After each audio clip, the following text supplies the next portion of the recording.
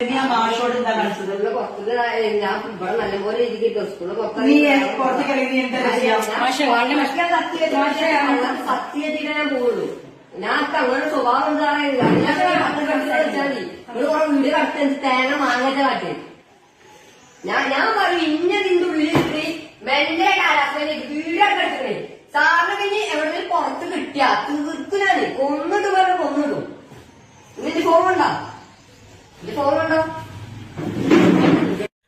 എനിക്ക് സത്യം പറഞ്ഞത് കാണുമ്പോൾ ചിരിയാ വരുന്നത്.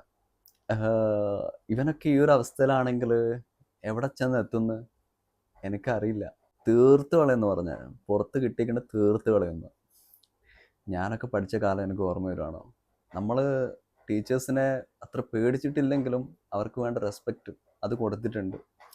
ഈ കൈയൊക്കെ ഉണ്ടല്ലോ, എത്രയോ ചൂരലുകൾ വന്നു വീണ കൈ. ഇതൊക്കെ ഹോംവർക്ക് ചെയ്യാത്തതിനും ക്ലാസ്സിൽ നിന്ന് കുരുത്തക്കേട് കളിച്ചതിനും ലേറ്റായി വന്നതിനും ഒക്കെ അതൊക്കെ നമ്മൾ ടീച്ചർ, ഗുരു, നമ്മളെ പഠിപ്പിക്കുന്ന അധ്യാപകൻ അല്ലെങ്കിൽ അധ്യാപിക എന്നൊക്കെ പറഞ്ഞിട്ട് നമ്മളത് ആ ഒരു രീതിയിൽ കാണും.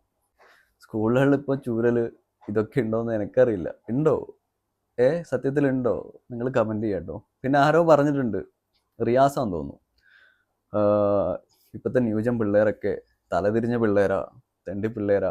അന്നേരം ഞാനും ഇവനെന്താ പറയുന്ന പിള്ളേരൊക്കെ ഇവൻ ആരുടെ ഇങ്ങനെയൊക്കെ പറയാമെന്ന് ഞാൻ അതിൽ കമൻ്റ് ഇട്ടിട്ടുണ്ടായിരുന്നു ആ വീഡിയോക്ക് താഴെ. പക്ഷെ ഇപ്പോൾ ഏറെക്കുറെ ആ വാക്കുകൾ കുറേ സത്യങ്ങളായി മാറുകയാണ്. ഇപ്പോൾ 2 ദിവസം മുമ്പ് ഇതാ ഒരു ഉമ്മാനെ ഒരു മകൻ കൊന്നു കളഞ്ഞു. ഇപ്പോൾ ഇതാ ഈ ഒരു കഥ. ഇതൊക്കെ എവിടെ ചെന്ന് അവസാനിക്കും എന്നൊന്നും ഒരു പിടിയില്ല.